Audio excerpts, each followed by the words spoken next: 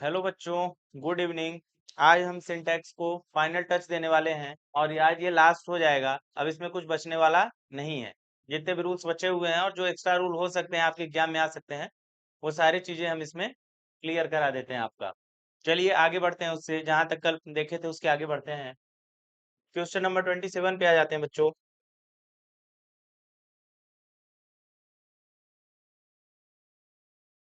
Question number 27 है अपना। देखिए,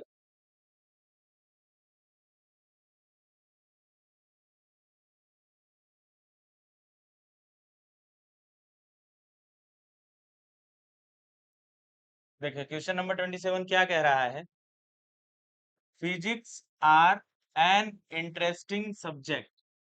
जो फिजिक्स है, भौतिक शास्त्र है, वो काफी जो है रुचिकर विषय है। किसकी बात कर रहा है? आप ध्यान से देखिएगा। जो फिजिक्स होता है, कि कोई विषय होता है, तो वो बेटा सिंगुलर नाउन होता है। तो कैसा होता है? सिंगुलर। फिजिक्स एक क्या है?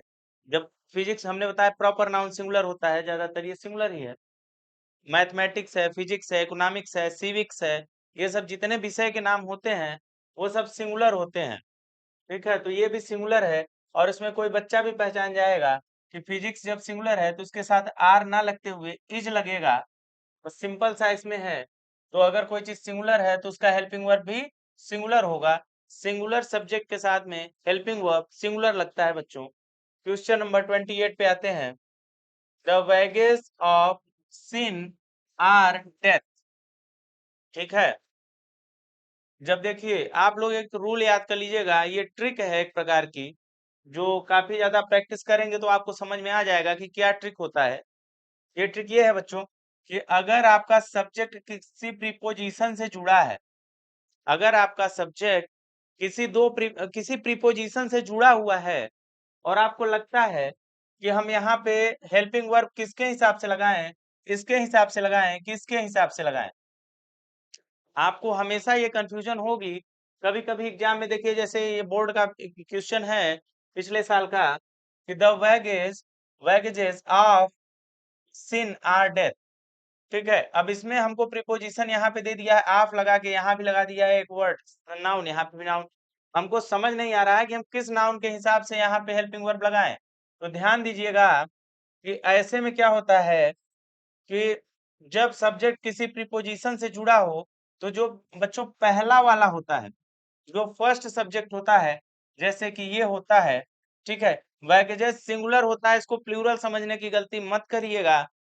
ये जो नाउन हम लिखाए थे आपको, फर्नीचर, न्यूज, उसी में वैगेजेस भी है। तो वैगेज भी है, जो ये सिंगुलर होता है, तो उसी हिसाब से यहाँ पे इसके हिसाब से पोजीशन के पहले वाले के, प्रीपोजिशन के बच्चों पहले वाला जो होता है, यही आपका मेन सब्जेक्ट हो जाएगा। अगर प्रीपोजिशन से दो सब्जेक्ट जुड़े हैं, इसी के हिसाब से हेल्पिंग वर्ब लगेगी। तो इसके हिसाब से आप हेल्पिंग वर्ब लगाओगे, तो यहाँ पे आर गलत हो जाएगा, इज सही हो जाएगा। आर गलत हो जाएगा, इज सही हो जाएगा।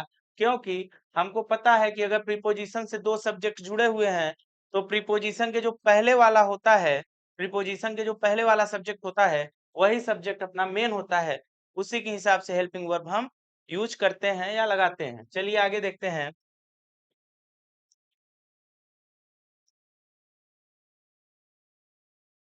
क्वेश्चन नंबर 29 बच्चों देखते हैं। क्वेश्चन नंबर 29 क्या कह रहा है? He is most perfect gentleman. अब देखिए, जो परफेक्ट शब्द होता है बच्चों, या जो यूनिक शब्द होता है, परफेक्ट हो गया, यूनिक हो गया, या कंप्लीट हो गया, या ऐसे कई सारे शब्द होते हैं, होल हो गया, कम होल होता है ना, कंप्लीट, फुल, परफेक्ट। तो ऐसे जो वर्ड्स होते हैं, ये आपको कम मतलब ऐसी बात बताते हैं कि कंप्लीट, अपने आप में पूरा। जब ये पूरा होने की बात करते हैं, तो इनके सामने, ऐसे शब्दों के सामने हम कभी भी ऐसे शब्द नहीं लगा सकते हैं। जैसे मोस्ट हो गया, वेरी हो गया, ऐसे शब्द जो इसको और ज्यादा जो है क्लैरिफाई करें, ऐसे शब्द हम नहीं लगाएंगे। क्योंकि अपने आप में परफेक्ट है। परफेक्ट का मतलब ही होता है कंप्लीट। जब अगर वो चीज, ये जेंटलमैन जो है, जब ये कंप्लीट जेंटलमैन है, तो इसमें हमने मोस्ट क्यों लगाना? मोस्ट गलत हो जाएगा बच्चों, सुपरफ्लुअस हो जाएगा। देखिए परफेक्ट अपने आप में कंप्लीट का सेंस दे रहा है, और ऐसे जगह हम मोस्ट लगा देंगे तो ये सुपरफ्लुअस हो जाएगा। क्या हो जाएगा? सुपरफ्लुअस का मतलब होता है बच्चों कि चीजें बार बार, जैसे हम अभी कहे वह घूमता है, तो अभी आप कहो वह घूमता घूमता है, तो ये गलत हो जाएगा ना। एक ही बार घूमता है बोलो, दो बार घूमता घूमता कहोगे तो ऐसे ही हो जाएगा कि ये अगर हमको ये परफेक्ट हटाना है तो हम यहाँ पे लगा देंगे ही इज। अगर यहाँ पे परफेक्ट ना होता, ठीक है, यहाँ परफेक्ट ना होता तो हो सकता है ये चीजें सही हो जाती, लेकिन अगर यहाँ परफेक्ट है, यूनिक है, होल है, तो यहाँ पे मोस्ट, वेरी या इसको क्लैरिफाई करने के लिए किसी भी डिग्री का यूज नहीं करेंगे, ना कंपैरेटिव, ना सुपरलेटिव, ना कुछ। ठीक है, आगे देखते हैं बच्चों हम लोग। क्वेश्चन नंबर क्वेश्चन नंबर 30 देखते हैं। क्वेश्चन नंबर 30 क्या कह रहा है? क्वेश्चन नंबर 30 कह रहा है सी कैन, सी केम लिखा हुआ है बच्चों, यहाँ ई बना लेना। She came later than I expected. ये कहना चाह रहा है कि वह देर से आई जैसा कि मैं जानता हूं उसे, या जैसा मैंने सोच रखा था, आशा कर रखी थी कि वो देर से ही आएगी। यहाँ केम ई बना लेना, यहाँ पे सी एम ई, कम केम कम होता है। जो कम का फुल फॉर्म होता है वो कम केम कम होता है बच्चों। फुल फॉर्म मतलब ये वर्ब का फर्स्ट फॉर्म है, ये वर्ब की सेकंड फॉर्म है बच्चों, ये वर्ब की थर्ड फॉर्म है। ठीक है, और वर्ब की आईएनजी फॉर्म क्या हो जाएगी? कमिंग हो जाएगा। ये वर्ब की आईएनजी फॉर्म है। हर वर्ब के 4 फॉर्म होते हैं, 5 फॉर्म ना, यस या इस वाला भी होता है। तो देखिएगा आप कि ये है सब्जेक्ट प्लस वर्ब की सेकंड फॉर्म, तो ये बात कर रहा है किसकी? पास्ट के इंडेफिनिट की। तो यहाँ पे देखिएगा सी केम लेटर, हमको यहाँ गलती क्या है पता है? हमको ना पास्ट इंडेफिनिट में गलती है, ना यहाँ कंपेरेटिव में गलती है। कंपेरेटिव के बाद इसने सब्जेक्टिव फॉर्म यूज कर दिया है, कोई दिक्कत नहीं है। यहाँ पे गलती हमको है इस लेटर में। ये गलती हमारी आती है एडजेक्टिव और एडवर्ब की। हमेशा ध्यान दीजिएगा कि लेट मतलब होता है देर, LATE, लेट। लेट का मीनिंग क्या होता है? देर। लेटली का मतलब होता है बच्चों LATELY, इसका मतलब होता है हाल ही में। लेटली मतलब हाल ही में। और ये जो लेटर लिखा हुआ है बच्चों, लेटर, ये टोटल गलत है। लेटर ये वाला लेटर नहीं होगा, LETTER होता है, इसका मतलब पत्र होता है। ठीक है, और यहाँ पे लेटर जो इसने कर दिया है ये टोटल गलत वर्ड है। ठीक है, यहाँ पे लेटर ना होके क्या होगा? लेट होगा। किसका यूज करेंगे? लेट का। She came late than I expected, वह देर से आई ना। वह देखिए यहाँ पे क्या होता है कि लेट की जगह लेट ही लगाएंगे, लेटर ऐसे बोल देते हैं ना। ये देखिए अगर लेटर लगाना है देर से, ठीक है, देर से, तो ये नहीं बनेगा। कम लेट होगा, लेटर नहीं होगा बच्चों। ठीक है, ये कभी नहीं बनेगा। क्या होगा? लेट होगा। आप लेट का यूज करिए, लेटर का नहीं। लेटर मतलब पत्र हो जाएगा, हाल ही में हो जाएगा। लेटली का मतलब, तो उसका यूज नहीं करना है। सीधे ऑब्जेक्टिव फॉर्म क्या लगाना है हमको? लेट मतलब देर से, वह देर से आई। लेट मतलब ही देर से होता है, और कुछ मत लगाइएगा। देखिएगा आगे 31 नंबर क्वेश्चन। 30 नंबर 1 क्वेश्चन कह रहा है बच्चों, Ram's brothers car has been stolen. Ram के भाई की कार जो है चोरी हो चुकी है। तो ध्यान दीजिएगा, हमेशा इंग्लिश में कभी एक ही सब्जेक्ट में डबल एपॉस्ट्रॉफी या ट्रिपल एपॉस्ट्रॉफी हो तो उसको गलत माना जाता है। ऐसे जो है चीजों में आप डबल एपॉस्ट्रॉफी का यूज ना करके एक को आप प्रीपोजिशन के हेल्प से बना दीजिए, और एक को एपॉस्ट्रॉफी। ये बनता कैसे है देखिए बच्चों, अगर डबल एपॉस्ट्रॉफी आ गया है ना तो आपका इसी में गलती है। आप तुरंत इसको गलती मारिएगा पेपर में। देखिएगा डबल एपॉस्ट्रॉफी का यूज गलत माना जाता है। तो हम इसको बनाते कैसे हैं? देखिए हम ऐसे बनाएंगे, राम्स ब्रदर्स कार को ऐसे बनाते हैं, the car of Ram's brother. ठीक है, देखिए ये राम का भाई है। ठीक है, यहाँ पे हमने प्रीपोजिशन लगा दिया है, प्रीपोजिशन लगा के कार को चिपका दिया है आगे। तो ये हमारा ये बनता ऐसे है कि इस वाले को उठा लेंगे, द कार ऑफ लगा देंगे, राम से इसमें पास्ट्रॉफी लगा देंगे, और यहाँ ब्रदर से पास्ट्रॉफी हटा देंगे। ब्रदर्स कार गलत हो जाएगी, Ram's car, car of Ram हो जाएगा। ठीक है, या तो ऐसे मोहन्स जो है साइकिल अगर कहीं लिखा हुआ है, या मोहन्स बैट लिखा हुआ है, तो आप मोहन्स बैट नहीं बोलेंगे, द बैट ऑफ मोहन बोलेंगे। ठीक है, समझ में आया आपको कि इसको पीछे वाले को उठा के आप लगा के बना देते हैं। यहाँ पे जो है आप इसको पजेसिव बनाने के लिए जब डबल एपॉस्ट्रोफी का यूज करेंगे तो वो गलत हो जाएगा। क्वेश्चन नंबर 32 पे आते हैं बच्चों। एक एक रूल आप इसका बिल्कुल रट लीजिएगा। इसी रूल पे क्वेश्चन आने वाला है। हमने आपके सारे क्वेश्चन देख लिए 10 साल में। सेम का सेम क्वेश्चन रिपीट कर देता है जी। अरे रूल तो छोड़िए, अगर रूल रिपीट करेगा तो समझ में आता है कि बच्चों ने पढ़ा है। क्वेश्चनवा ही रिपीट कर देगा। यही क्वेश्चन उठा के हो सकता है 2026 के बोर्ड में सीधे सीधे उठा दे। तो आप जो है अगर ये रूल पढ़े रहेंगे आपको आता रहेगा कि ये डबल अपॉस्ट्रोफी का यूज गलत है। बस आपको इतना ध्यान रहना चाहिए कि डबल अपॉस्ट्रोफी का यूज ही गलत है, तो आप सही कर ले जाओगे। ठीक है, देखिए हम आगे चलते हैं। क्वेश्चन नंबर 32 पे चलते हैं। क्वेश्चन नंबर 32 क्या कह रहा है? क्वेश्चन नंबर 32 कह रहा है the area of Delhi is bigger than Agra. जो दिल्ली का क्षेत्र है बच्चों, वो आगरा से बड़ा है। ये कहना गलत होता है, क्योंकि जो दिल्ली है या दिल्ली है, उसको हम दिल्ली दिल्ली को आगरा से तुलना करेंगे, न कि दिल्ली के क्षेत्र को। समझ रहे हैं? दिल्ली के क्षेत्र को आगरा के क्षेत्र से तुलना न करेंगे जी। तो कंपैरेटिव में क्या होता है, ध्यान दीजिएगा।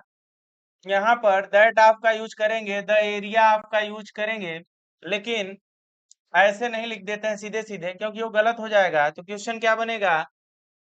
The area of Delhi is bigger than that of Agra.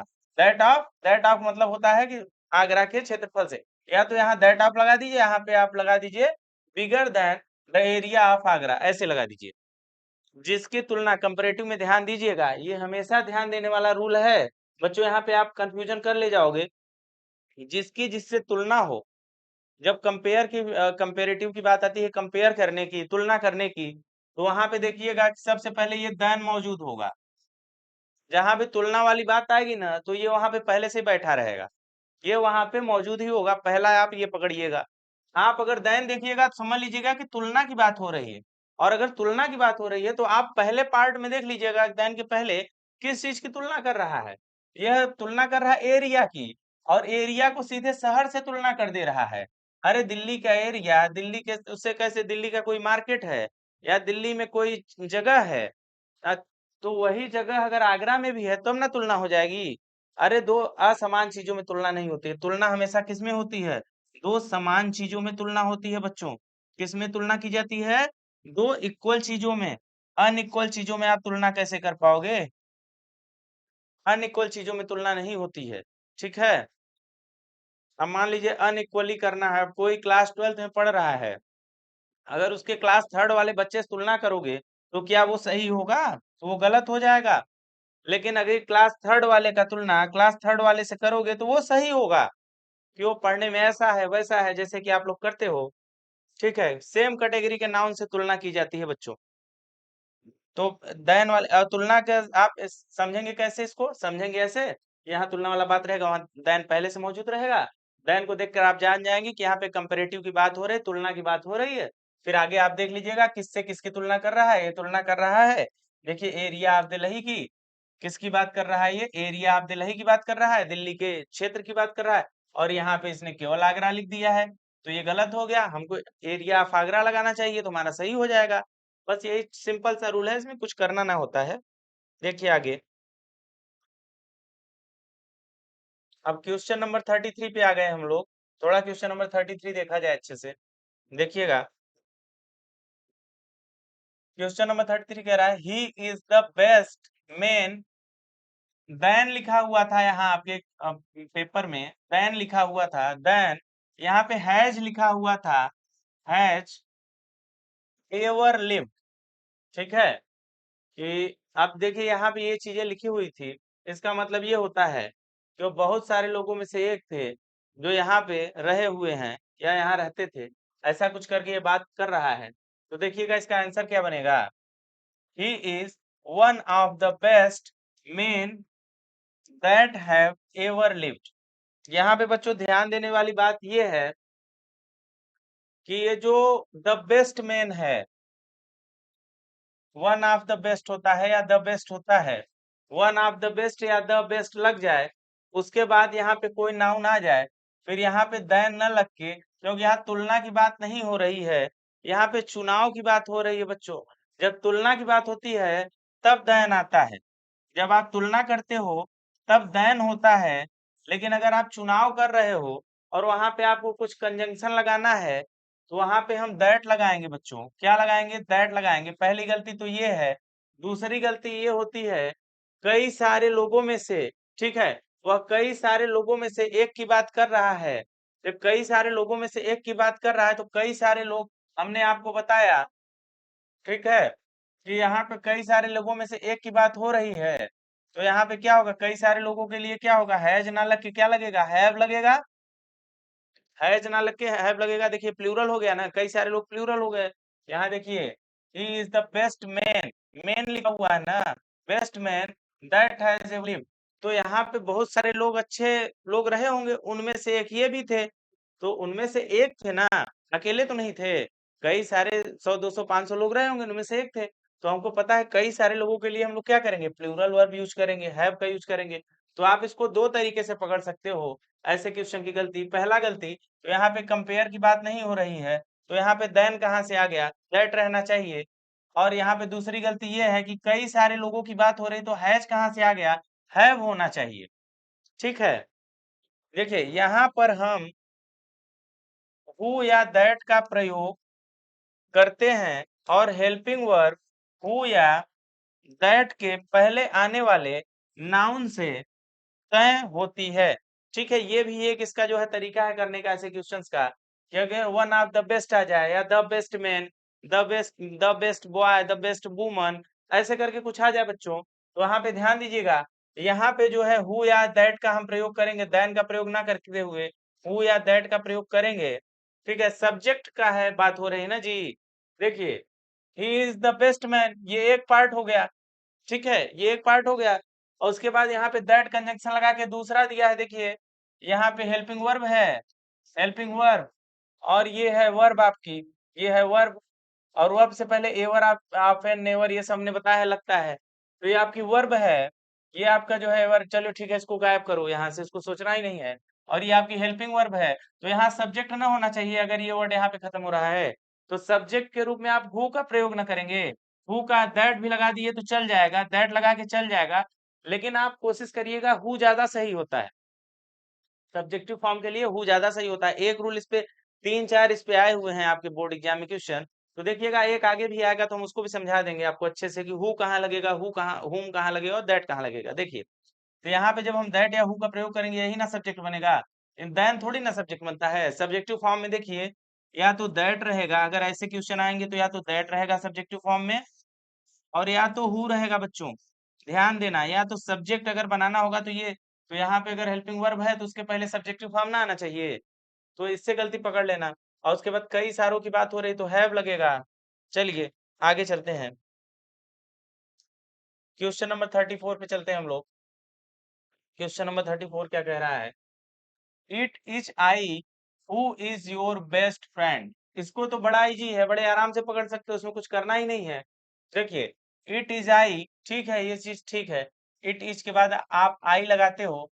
अगर किसी व्यक्ति को दबाव बनाने के लिए कहा जाता है कि वह मैं ही था जिसने तुम्हारी मदद की, वह रमेश ही था जिसने तुमको पीटा है, वह सुरेश ही था जिसने ये कार्य किया है। तो जब आप दबाव डालते हो तो ऐसे जो यहाँ पे ऑब्जेक्टिव फॉर्म होता है, इट इज मी ना करके इट इज आई हो जाता है।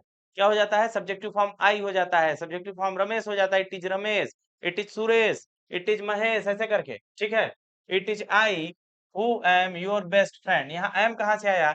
देखिए, हु या हुम जब वाक्य के बीच में आए, हु या हुम जब वाक्य के बीच में आते हैं, तो ध्यान रहे हेल्पिंग वर्ब इनके पहले आने वाले नाउन, इनके पहले आने वाले नाउन या प्रोनाउन के अनुसार होती है बच्चों। वही सेम रूल रिपीट कर दिया गया है। यदि वर्ब से ठीक पहले आए, ये ट्रिक है, तो हु होता है, और अदरवाइज जो हुम होगा वहां पे। ठीक है, अगर वर्ब से ठीक पहले लिखा है तब तो वहां पे हु रहेगा, क्योंकि हमने बताया कि सब्जेक्ट प्लस वर्ब यही ना टेंस बनाएगा, कोई सेंटेंस बनाएगा। तो अगर वर्ब से ठीक पहले रहेगा तो हु रहेगा, हुम थोड़ी ना यूज होता है सब्जेक्टिव फॉर्म में।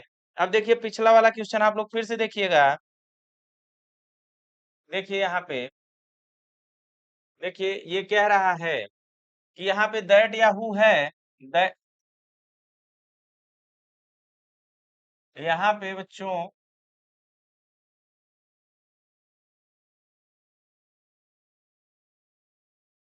यहाँ पे देखिएगा, अगर दैट या हु है तो ये कह रहा है कि दैट या हु अगर आ जाए तो जो सब्जेक्ट होगा बच्चों, जो यहाँ हेल्पिंग वर्ब रहेगी, वो इसके हिसाब से नहीं रहेगी।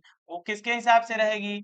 इसके आने वाले पहले, इसके पहले आने वाले जो है, जो सब्जेक्ट होगा उसके अकॉर्डिंग रहेगी। वही सेम चीज देखिएगा, सेम चीज नीचे वाले में भी कह रहा है। यही सेम बात यहाँ पे भी हो रही है बच्चों, कि ये देखिए हु आया हुआ है, तो जो हेल्पिंग वर्ब होगी ये आई के हिसाब से ना होगी, इसके पहले जो सब्जेक्ट आया है, तो यहाँ पे एम आएगा, न कि आर आएगा या इज आएगा। ठीक है, समझ में आया कैसे हुआ? तो यहाँ पे एक बार फिर से रूल देख लीजिएगा, जब हु या हुम की आए, हुम की बात हो और ये वाक्य के बीच में आ जाए, तो होता क्या है कि हेल्पिंग वर्ब जो होती है, इनके पहले आने वाले नाउन या प्रोनाउन के हिसाब से लगती है। ठीक है, और उसके बाद यदि वर्ब से ठीक पहले आ जाए तो आप समझिएगा यहाँ पे हु लगेगा, और वर्ब से अदरवाइज वहां पे हुम होगा। अगर बात वही सेंटेंस में अगर आ जाती यहाँ पे, यहाँ हुम लिखा होता तो आप समझ जाते कि ये गलत है, हुम यहाँ पे हु होना चाहिए। समझ में आया? आई होप आपको क्लियर हुआ होगा। चलिए आगे चलते हैं, क्वेश्चन नंबर 35 पे आ जाते हैं बच्चों। क्वेश्चन नंबर 35 बहुत पॉपुलर रूल है, इसको याद कर लीजिएगा, और अच्छा खासा रूल भी है ये बात करता है कि he, you and I are friends. ठीक है, एक दो तीन लोग हैं यहाँ पे, तो तीन लोग प्लूरल हो गया, उसके हिसाब से आ रहा है, ये तो सही है। लेकिन जो इनका क्रम होता है बच्चों, ये गलत है। ये क्यों गलत है? देखिए, जो क्रम होता है वो होता है यू ही एंड आई, अपने को सबसे लास्ट में रखते हैं हम लोग। यू ही एंड आई का रूल होता है, ध्यान रहे, यदि एक से अधिक पर्सन एक साथ आए तो क्रम 231 का होता है, यू ही एंड आई। अब सोचोगे यू ही एंड ये क्या 231 क्या लगा रखे हैं सर जी? देखो, हमने पढ़ा था फर्स्ट पर्सन वॉइस में भी पढ़ा था, नरेशन में भी शायद हमने पढ़ा था, फर्स्ट पर्सन, सेकंड पर्सन और थर्ड पर्सन में क्या क्या होता है। पर्सन पढ़े हो ना? किसी को फर्स्ट को एक बोल दिए, सेकंड को दो बोल दिए, थर्ड को तीन बोल दिए, बात तो एक ही हुई। फर्स्ट पर्सन में बच्चों आई होता है, ठीक है, और आपका वी होता है। आई और वी फर्स्ट पर्सन में आते हैं। यू बच्चों हमेशा सेकंड पर्सन में होता है। और ही see it they, he see it they या किसी और की बात होगी तो वो थर्ड पर्सन होंगे। ठीक है, पर्सन आपको क्लियर होगा, आप लोग 12th में पढ़ रहे हैं, हमको लगता है कि आपको पर्सन आता है। तो पहला पर्सन यू होगा, पहला पर्सन आई या बी होगा, सेकंड पर्सन यू होगा, जितने बचे हुए हैं वो सब थर्ड पर्सन में होते हैं, याद कर लीजिएगा। तो जब बात आती है जो है कि किसी से कोई बात करने की नॉर्मल जो बातचीत होती है, उसमें सबसे पहले जो आपके सामने खड़ा है यू, आप उसको सम्मान देते हैं। ठीक है, उसके बाद जो यहाँ नहीं है या कहीं दूर खड़ा है, फिर आप उसको सम्मान देते हैं, और सबसे लास्ट में आप अपने आप को रखते हैं। ठीक है, तो हमेशा यही क्रम होता है कि पहले जो सामने खड़ा है उसकी बात सुनिए, फिर जो तीसरा है उसकी बात सुनिए, फिर अपनी बात सुनिए। ये मैनर और तरीका दोनों के हिसाब से सही है, और ये इंग्लिश के हिसाब से सही है, और यही हर जगह होना भी चाहिए।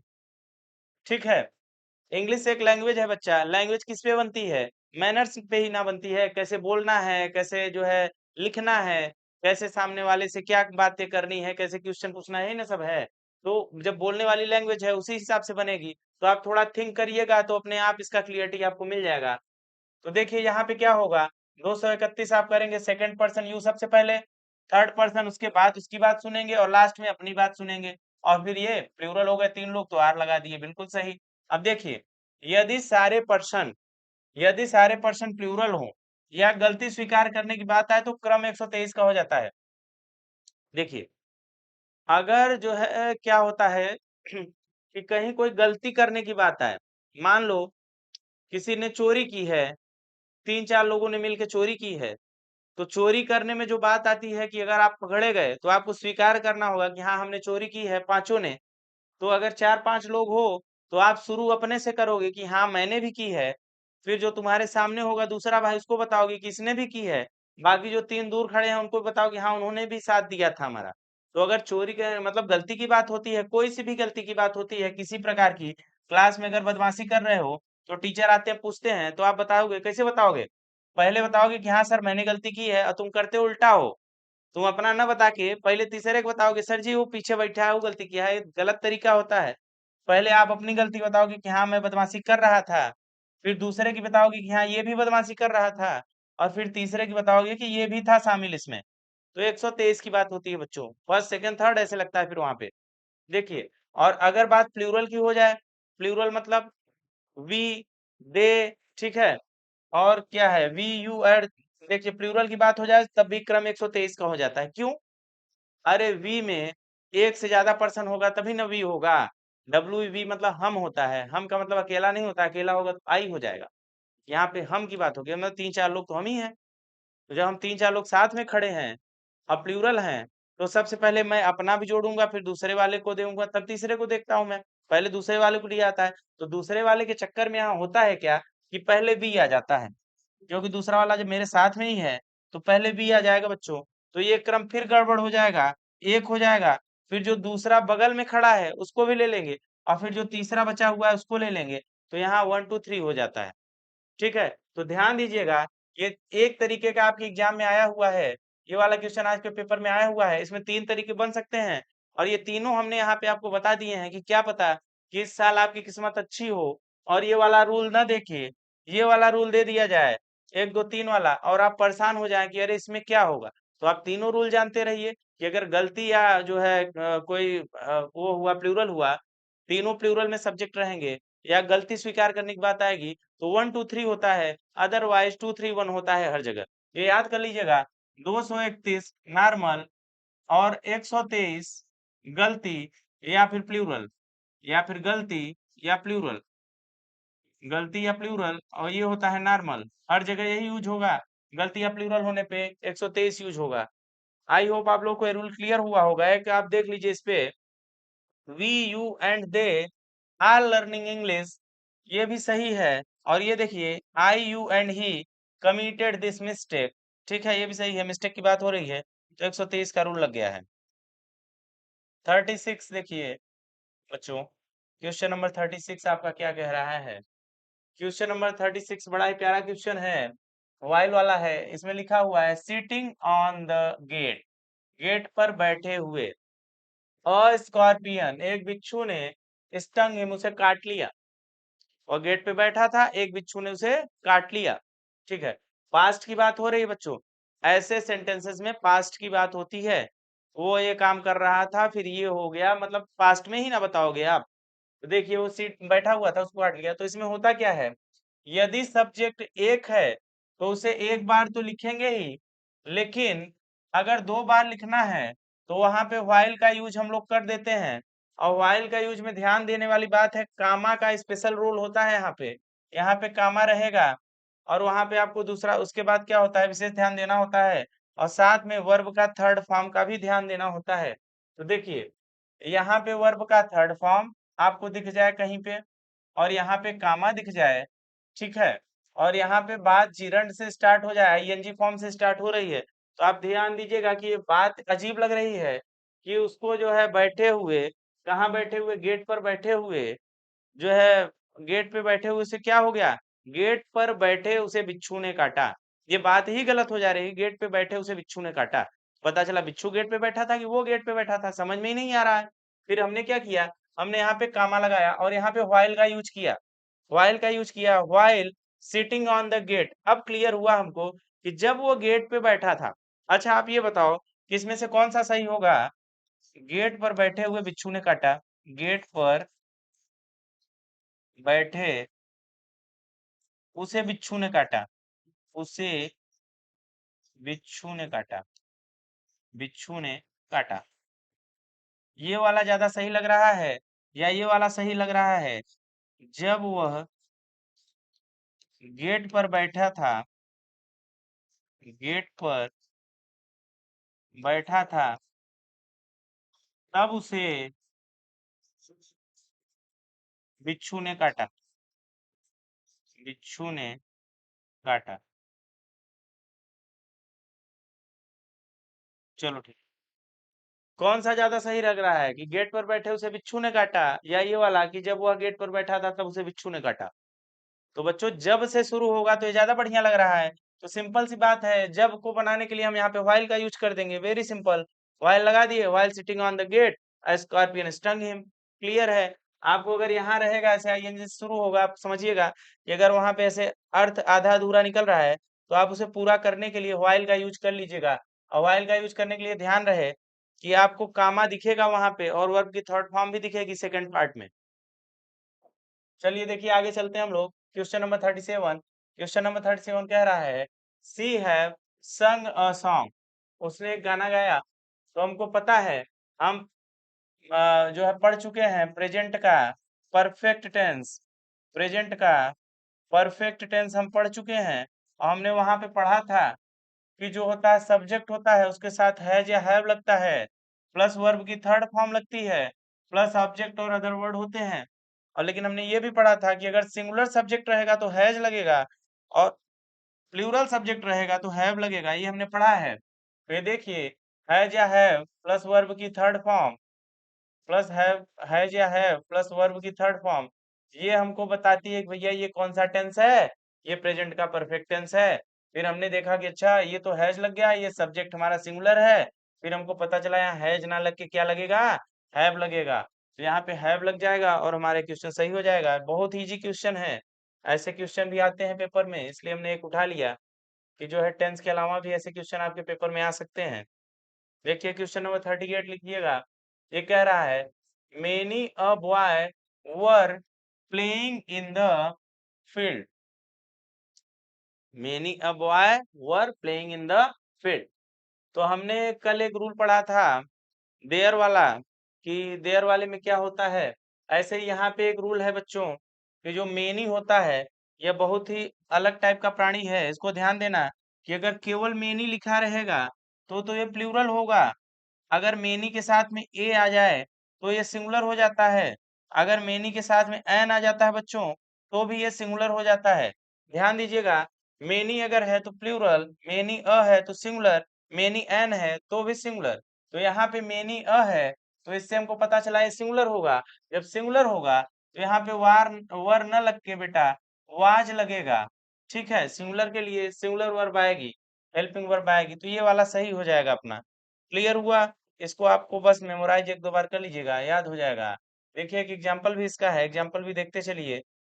देखिए, many teachers are teaching. Many है, मेनी है तो यहाँ पे ये प्लूरल है, ये भी प्लूरल है, सही है। Many a teacher, many a teacher हो गया तो यहाँ पे हमको सिंगुलर हेल्पिंग वर्ब चाहिए। ऐसे होता है, मेनी के साथ ही आया एन है, सिंगुलर हो जाएगा, केवल मेनी रहेगा, प्लूरल रहेगा। अब चलिए क्वेश्चन नंबर 39 पे हम चलते हैं। क्वेश्चन नंबर 39 पे चलते हैं। 39 क्वेश्चन क्या कह रहा है?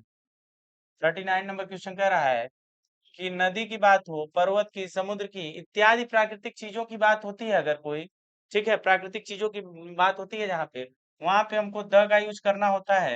ये आर्टिकल है बच्चों, इससे काफी ज्यादा क्वेश्चन आते हैं, तो आप इस रूल को अच्छे से करिएगा। हमने सीधे रूल लिख दिया है, बाद में उसको समझाया इसीलिए क्योंकि इम्पोर्टेंट है। देखिए, आपके पेपर में एक सवाल आया था इस साल, sun gives us light and life. जो सूर्य होता है वो हमको रोशनी और क्या देता है, जीवन देता है। तो ध्यान दीजिएगा, सन के पहले, सन एक नेचुरल चीज है, प्रकृति है, तो उसके पहले हम द का यूज करेंगे, the sun, the moon, the Jupiter, the earth. ठीक है, ऐसे करके हम लगाते हैं। या कोई भी द, जैसे Pacific ocean, the Atlantic ocean. ठीक है, तो जो भी प्राकृतिक चीज रहेगी उसके पहले हम द का यूज कर देंगे। तो ये रूल होता है, ये आप ध्यान में रखे रहिएगा ये वाला रूल। चलिए क्वेश्चन नंबर 40 पे आते हैं। क्वेश्चन नंबर 40 क्या कह रहा है अपना, यदि कोई शब्द उच्चारण करते समय क से लेकर ज्ञ तक के शब्द के बीच में आ जाए तो वहां पे हम ए का यूज करेंगे। और उच्चारण करते समय बच्चों अगर वो अ से लेकर आहा तक के शब्द के बीच में आ जाए तो वहां पे हम एन का यूज करते हैं। ठीक है, ये ध्यान रहना चाहिए आप लोगों को बड़े ही अच्छे से।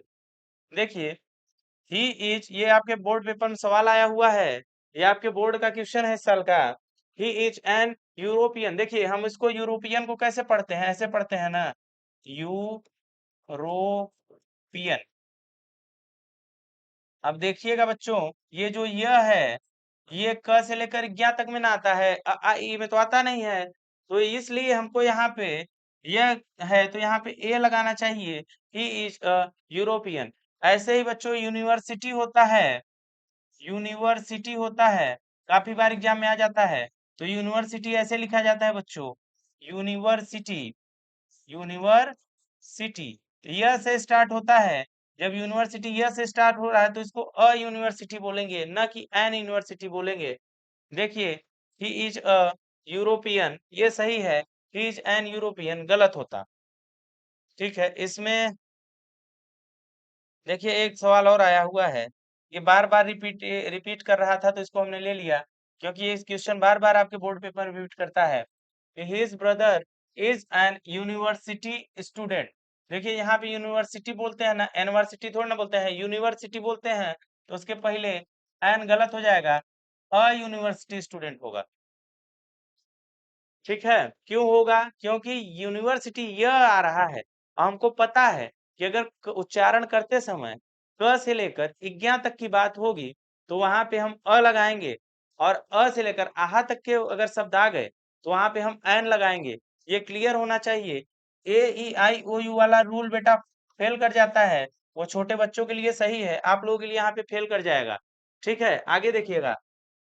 यहाँ पे देखिए क्वेश्चन नंबर 42, इसमें और समझ लीजिएगा। 41 में जैसे बात आती है कि कहीं पे लिखा हुआ है, अगर बच्चों ऐसे लिखा हुआ है एम ए, एम ए, तो यहाँ ए लगेगा कि एन लगेगा? ऐसे भी क्वेश्चन आ जाते हैं। तो एम ए है तो बेटा यहाँ पे एन लगेगा। क्यों लगेगा वो हम आपको बता रहे हैं, क्यों लगेगा। देखिए, उच्चारण करने की बात होती है, जो हमने बताया आपको वही। हम गलत एबीसीडी पढ़ते हैं, खासकर हम यूपी बोर्ड वाले बहुत गलत पढ़ते हैं। देखिए, ये ऐसे लिखा जाता है बेटा, ऐसे पढ़ा जाता है एम, ऐनक वाला ए और म, एम। हम लोग कैसे पढ़ते हैं? हम लोग इसको ऐसे पढ़ते हैं बचपन से, यम। यम नहीं होता है बेटा, यम गलत होता है, एम होता है। अगर ये एम होता है तो बताइएगा एम के पहले एन लगाएंगे कि ए लगाएंगे? अब आप ही बता दोगे। यहाँ पे एन लगेगा क्योंकि ये जो वर्ड है, ये अ से लेकर आहा के बीच में आता है, न कि क से ज्ञा के बीच में आता है। ऐसे ही एल होता है बच्चों, ये एल होता है, एल। ऐसे ही एक्स होता है, एक्स। ऐसे ही एस होता है, एस। अब देखिए आप लोग जो यस, यक्स, ये ऐसे बोलते हैं, ये गलत प्रोनाउंसिएशन ही है। जब हम गलत प्रोनाउंसिएशन करेंगे तो रूल तो फॉलो करेगा नहीं, उल्टा हम परेशान हो जाएंगे। तो हमको एबीसीडी का प्रोनाउंसिएशन भी सही आना चाहिए, क्योंकि अगर हमको आर्टिकल लगाना है सही जगह तो हमको प्रोनाउंसिएशन आना चाहिए। अगर एग्जाम में एक आपके आया था M L A, M L A, हमको पता है एम ए से शुरू होता है, ऐनक वाले ए से शुरू होता है। तो क्लियर है वहां पे कि जब ए से शुरू होता है तो एन लगेगा। ठीक है, आगे बढ़ते हैं, रूल नंबर 42 पे बढ़ते हैं बच्चों।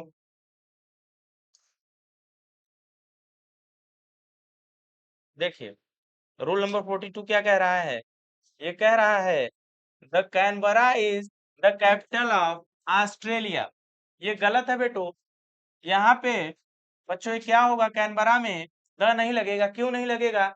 उसका रीजन है कि जब अगर बात कहीं बड़ी जगह में कोई छोटी जगह की हो तो वहां पे द नहीं लगाते हैं, वहां पे सीधे ऑस्ट्रेलिया। देखिए, एक शहर के सामने द नहीं लगता है। शहर कोई शहर का नाम है ना, इन बेंगलुरु, इन इलाहाबाद, इन मुंबई, ठीक है, तो वहां पे द नहीं लगाते। सिंपल समझिएगा, शहरों के सामने द नहीं। तो ये शहर है ना वहां का, तो यहाँ ऑस्ट्रेलिया जो है ये तो कंट्री है, इसके सामने तो लगेगा। तो कैपिटल ऑफ, देखिए Canberra is the capital of Australia, ये सही है। Canberra is the capital of Australia, ये ठीक है। यहाँ पे देखिए, ये द के पहले, ये ऑस्ट्रेलिया के पहले जो द लगा है ना, ये ऑस्ट्रेलिया के लिए लगा है। ठीक है, कैनबरा के लिए नहीं लगा है। तो हमेशा ध्यान दीजिएगा, शहर के लिए द का प्रयोग नहीं करते हैं, बाकी जो है देश के लिए कर देते हैं। उसको बताने के लिए कुछ वहां का स्पेशल क्वालिटी। चलिए आगे देखते हैं। कुछ भी स्पेशल बात हो जाएगी उस देश के लिए, नॉर्मली यूज नहीं करते हैं नाम के सामने। देखिएगा आगे।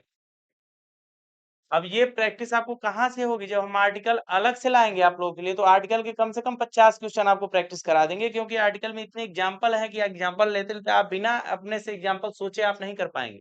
अगर हमने कह दिया पर्वतों के नाम तो आप पर्वतों के नाम ही नहीं सोच पाओगे। आपको एक ही दो आते हैं, हिमालय, अरावली, और बाकी के आप भूल जाते हो। तो बाकी के भी तो पर्वत हैं, आल्प्स है, और आपका जो है ये जितने भी रेंज होते हैं, अरावली है, सतपुड़ा है, विंध्या है, ठीक है, कार्डमम है, दुनिया भर के पर्वत हैं। तो उसके सामने आप द लगाना जो है सीखिए। देखिए पहले यहाँ पे हम कुछ रूल ले लिए हैं कि जो आपके जो अभी तक सिंटैक्स में रूल आए हुए हैं बच्चों, इससे रिलेटेड रूल हैं, और ये 100% आपके एग्जाम में आएंगे। ये यहाँ से क्वेश्चन आने की संभावना बहुत ज्यादा है, इसलिए हमने इसको ले लिया है। अब आप इन 4-5 रूल हैं, ज्यादा रूल हमने नहीं लिए हैं, जो बहुत इंपॉर्टेंट हैं, हमने उनकी छटनी की है, तो आप इसको अच्छे से देखिएगा। देखिए, अगर बात होती है आर्टिकल की ही है, द प्रिंसिपल एंड टीचर, अगर ऐसे कहीं लिखा हुआ है तो ये समझ लीजिएगा कि इसकी मतलब होता है एक व्यक्ति, वही व्यक्ति है जो प्रिंसिपल भी है और टीचर भी है। द प्रिंसिपल एंड टीचर मतलब एक ही व्यक्ति प्रिंसिपल होने के साथ साथ में टीचर भी है। अब देखिएगा, दूसरा देखिएगा, the principal and the teacher, इसका मतलब है बच्चों दो व्यक्ति हैं, प्रिंसिपल अलग है और एक टीचर अलग है। तो इसका मतलब क्या हो जाएगा, the principal and the teacher. देखिए यहाँ पे द लग गया ना टीचर के आगे, तो इसका मतलब ये व्यक्ति अलग है और ये अलग है। अगर दो एक ही व्यक्ति होता तो एक जगह आर्टिकल लगा देते, बाकी चाहे जितना the principal and teacher and musician and, जो वह व्यक्ति कई सारे काम करता है तो ऐसे लगाते चले जाते हैं, ठीक है। लेकिन अलग अलग हैं तो अलग अलग आर्टिकल लगा दिए हमने, तो इसका मतलब दो अलग व्यक्ति। जब दो स्थितियां समान रूप से घटती या बढ़ती हैं बच्चों, जब दो स्थितियां समान रूप से घटती या बढ़ती हैं, तो वहां पे देखिए समान की जहां बात आ जाएगी, इक्वलिटी की, वहां देन तो आ ही जाएगा, आपको पता ही है कि देन वहां पे पहले से उपलब्ध हो जाएगा। तो वहां पे कंपैरेटिव डिग्री की बात आ जाएगी, और जब कंपैरेटिव डिग्री की बात आ जाएगी बच्चों, तो वहां पे उस जो है कंपैरेटिव से पहले द का प्रयोग हम लोग कर लेते हैं। जैसे आप एग्जाम्पल देखिए तो आपको क्लियर होगा कि क्या बात हो रही है। देखिए इसके दो एग्जाम्पल हमने ले रखे हैं, ये दोनों आप देखिएगा। द हायर वी गो, यहाँ पे हमने क्या किया है कि देन को गायब कर दिया। जब हमने देन को गायब कर दिया कंपैरेटिव में, तो यहाँ उसके जगह कामा ले आए, ठीक है। कामा बहुत लोगों को रिप्लेस कर देता है बच्चों, देन को रिप्लेस कर देता है। कभी कभी कामा जो है खुश होता है तो दैट को रिप्लेस कर देता है, और कामा का मन हुआ तो बहुत सारी चीजों को रिप्लेस कर देता है। अभी तो आगे आएगा, आप देखते रहिएगा कितने लोगों को कामा रिप्लेस करता है। कामल कामा जो है ना, आपको बहुत सारी चीजों को रिप्लेस करने के लिए है। कंजंक्शन को रिप्लेस कर देता है कामा, बहुत सारे कंजंक्शन को, ठीक है। तो यहाँ देन लगा देते, वो हो जाता है कंजंक्शन। देखिए, higher we go, the higher we go the colder we feel, जैसे जैसे हम ऊपर जाते हैं तैसे तैसे हमको ठंडक महसूस होती है। तो यहाँ पे देखिए द हायर वी गो, यहाँ पे हमने आर्टिकल लगा दिया है। ये देखो कंपेरेटिव है ना, ई आर लग गया, तो इसका मतलब comparative, high, higher, highest. High positive degree, higher comparative, highest क्या हो गया, सुपरलेटिव।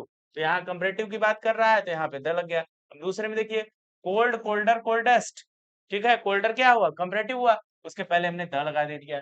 तो यहाँ भी द लगाएंगे, यहाँ भी द लगाएंगे कामा के, ठीक है। अब देखिए इसका प्रयोग कहाँ कामा का, देखिए द मोर यू रीड, देखिए मोर कंपेरेटिव डिग्री है, मोस्ट सुपरलेटिव डिग्री है।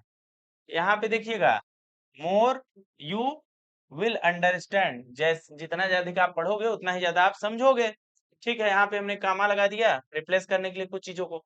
तो आप देखिएगा यहाँ पे हम द लगाए हैं, और यहाँ पे भी हम द लगाए हैं मोर के पहले।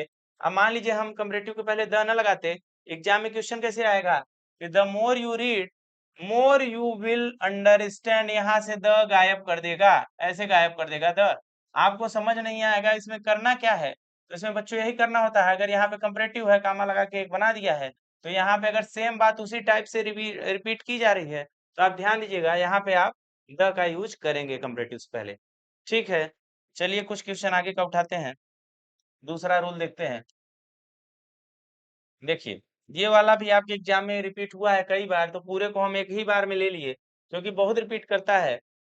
जैसे स्कूल हुआ, कॉलेज हुआ, चर्च हुआ बच्चों, टेम्पल हुआ, हॉस्पिटल हुआ, जेल हुआ, प्रिजन, बेड, दोनों एक ही चीज है, बेड अलग है, मार्केट हुआ, इत्यादि। ये सब तो बहुत कॉमन वर्ड हैं जो आपके एग्जाम में आते हैं।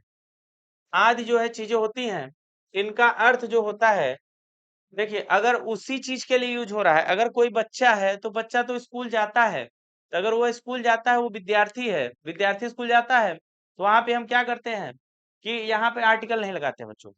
अगर he go to school, he go to the school गलत हो जाएगा। मोहन अगर स्टूडेंट है तो स्कूल जा रहा है, ही गो टू स्कूल, ठीक है, सही है, मोहन पढ़ने वाला लड़का है, स्कूल जा रहा है। अब मान लीजिए बात ऐसे आ जाती है कि मोहन के पापा स्कूल जाते हैं। अब मोहन के पापा क्यों स्कूल जाएंगे भाई, उनको पढ़ना है नहीं। अगर वो स्कूल जा रहे हैं तो इसका मतलब है कि वो टीचर से मिलने जा रहे होंगे किसी, या प्रिंसिपल साहब से शिकायत करने जा रहे होंगे बच्चों की, ठीक है, या कुछ बात होगी जो जो है उनके पापा जा रहे हैं स्कूल में। तो बच्चों अगर जिस उद्देश्य के लिए चीजें बनी है, जिस उद्देश्य के लिए ये चीजें बनी हैं, अगर उसी उद्देश्य से हम उस चीजों में जाएं, स्कूल में, मंदिर में पूजा करने के लिए मंदिर बना है, तो अगर हम पूजा करने के लिए ही जाएं, या जो है आपका चर्च जो है ये करने के लिए बना है, वो भी वर्शिप करने के लिए, गॉड की प्रेयर करने के लिए, तो वो इसलिए जाएं। या फिर जेल में कोई कैदी जाए, जेल में अगर कोई कैदी जाए सजा काटने के लिए, तो समझ में आता है। बिस्तर पे अगर हम सोने के लिए जाएं तो ठीक है, तो वहां पे द नहीं लगाएंगे बच्चों। अगर उसी उद्देश्य के लिए जा रहे हैं तो द नहीं लगाएंगे। अगर बेड पे हम जो है सोने के लिए जाएंगे तो ठीक है, द नहीं लगेगा। लेकिन अगर हम खाने के लिए जाएंगे तो हम यहाँ द लगा सकते हैं। बेड पे खेलने के लिए जाएंगे कि चलो आज यहीं पे जो है चेस और कैरम होगा, तो यहाँ पे द लग जाएगा, ठीक है। और अगर उसी उद्देश्य से जाते हैं सोने के लिए, लेटने के लिए, तो वहां पे द नहीं लगेगा। ऐसे टेम्पल में है पूजा करने के लिए जाएंगे तो ठीक है, तो पता चला टेम्पल में जो है कुछ और क्रियाकलाप के लिए लोग गए हैं, जो कि पूजा करने के अलावा, मान लो चलो ठीक है, बिना पूजा वहां सोच लिया कि चलो यहाँ पे केवल बैठेंगे और यहाँ पे हम लोग ताश पत्ते वगैरह जो खेलते हैं बैठ के देखते होंगे, तो ये यहाँ पे द लगा देंगे। क्यों इसलिए लगा देंगे क्योंकि यहाँ पे जैसे जिस काम के उद्देश्य के लिए बनाए गए यहाँ पे द लगता है, नहीं लगता है। अगर जिस उद्देश्य के अलावा किसी उद्देश्य से जा रहे हैं तो वहां पे द लग जाता है। वेरी सिंपल है, हमने आपको कई सारे समझा दिए। देखिए यही लिखा हुआ है कि इनका प्रयोग जिसके लिए ये बने हों वहां पे होता है, उसी के लिए होता है, तो वहां पे आर्टिकल का यूज हम लोग नहीं करते हैं। जैसे देखिएगा बच्चों, यहाँ पे आप यहाँ पे हमने ले भी लिया है, एग्जाम्पल भी ले लिया है हमने, दो तीन, तो ये सारे एग्जाम्पल आप देखिएगा। आई गो टू स्कूल डेली, मैं स्कूल प्रतिदिन जाता हूँ, मैं पढ़ने जाता हूँ तो मैं प्रतिदिन स्कूल जाता हूँ, बिल्कुल सही है। अगर मैं कह रहा हूँ I go to the school daily, अगर मैंने यहाँ पे द लगा दिया तो ये गलत हो जाएगा बच्चों, क्योंकि मेरा काम ही है स्कूल जाना, मैं जा रहा हूँ, टीचर टीचर और बच्चों का काम ही होता है स्कूल जाना। अगर वो जा रहे हैं तो ठीक है, अगर उनके अलावा कोई जा रहा है, अब पता चले अगर कोई पुलिस वाले स्कूल में जा रहे हैं, या कोई और स्कूल में जा रहा है, ग्रामीण गए हैं वहां पे घूमने, या कोई और लोग गए हैं, तो वो देखिए वो अलग हो गया, फिर वहां स्कूल स्कूल ना रह गया, वो एक बिल्डिंग हो गई, तो वहां पे आपका द लग जाता है। लेकिन ऐसे केस में द नहीं लगता जिस काम के लिए बने हैं। देखिए ही इज इन हॉस्पिटल, उसको चोट वोट लगी होगी, वो हॉस्पिटल में गया हुआ है, वो हॉस्पिटल में है, हॉस्पिटल में इलाज कराने के लिए लोग जाते हैं, वो हॉस्पिटल में इलाज के लिए पहुंचा हुआ है, तो ठीक है। अगर ऐसा आ जाए he has gone to the school, he has gone to the school to meet the principal. अब देखिए जब ऐसे द वाला रहेगा ना तो उसमें आगे कुछ ना कुछ लिखा रहेगा क्लियरिटी के लिए। आगे ऐसे नहीं रहेगा कि आप पहचानोगे कैसे कि यहाँ द लगेगा कि नहीं लगेगा। उस अगर द वाला रहेगा ना तो यहाँ क्लियरिटी के लिए आगे कुछ लिखा रहेगा, जिससे बच्चे क्लियर हो जाएं कि ये किस चीज के लिए जा रहा है। देखिए यहाँ पे देखिए he has gone to school, वह स्कूल गया, ठीक है, किससे, प्रिंसिपल से मीटिंग करने के लिए, प्रिंसिपल से मिलने के लिए कोई स्कूल गया है, तो भाई प्रिंसिपल से मिलने के लिए गए हैं ना, पढ़ने के लिए तो नहीं गए हैं। जब प्रिंसिपल से मिलने के लिए गए हैं तो यहाँ पे हम द लगा दिए हैं, क्या गलत है, सही है। अब देखिए दूसरा देखिए, आई, यहाँ पे नहीं होगा बच्चों, आई होगा, आई बना लेना, आई, आई सा अ school, the school was big, ठीक है। यहाँ पे देखिए स्कूल है, स्कूल से पहले हमने आर्टिकल ए को ले लिया, उसके पहले स्कूल से पहले हमने आर्टिकल द को ले लिया, कि मैंने रास्ते में कहीं जा रहा था और मैंने एक स्कूल देखा, मैंने एक स्कूल देखा, मैं पढ़ने वढ़ने नहीं गया था ना वहां पढ़ाने गया था, बस मैंने एक स्कूल देखा और स्कूल बहुत बड़ा था। देखिए क्लियरिटी के लिए मैंने बता दिया ना, यहाँ पे कुछ ना कुछ लिखा रहेगा, स्कूल वाज बिग, बहुत बड़ा स्कूल देखा मैंने। तो जब ऐसी बात आए कि वहां पढ़ने या पढ़ाने के लिए अगर कोई जा रहा है तो आर्टिकल नहीं लगेगा। अगर किसी और उद्देश्य के लिए गए हुए हैं तो वहां पे आर्टिकल लग जाएगा। कोई भी चीज हो, चाहे चर्च हो, टेम्पल हो, जेल हो, प्रिजन हो, बेड हो, स्कूल हो, हॉस्पिटल हो, ये चीजें आपको याद रहनी चाहिए बच्चों। यहाँ पे आपका सिंटैक्स पूरा कंप्लीट हुआ बच्चों। हमने सिंटैक्स पूरा अच्छे से कवर कर लिया है और हम कोशिश यही किए हैं कि एक भी इसमें से रूल बाहर ना जाने पाए। अगर आप इतने रूल याद कर लेते हो, टोटल मान लीजिए 30-40 वहाँ था, 42 वहाँ था, प्लस ये 4-5 रूल जो मैंने एक्स्ट्रा करा दिए हैं, जो बहुत आने के चांस बहुत ज़्यादा हैं। तो ये रूल अगर आप इतना रूल अगर इतने ट्रांसलेशन आप देख लेते हो, तो एक भी क्वेश्चन यहाँ से नहीं जाएगा और आपके जो 4 नंबर सिंटैक्स से आते हैं, वो एकदम फिक्स हो जाएँगे बच्चों। ठीक है, पढ़ते रहिए आप लोग। धन्यवाद।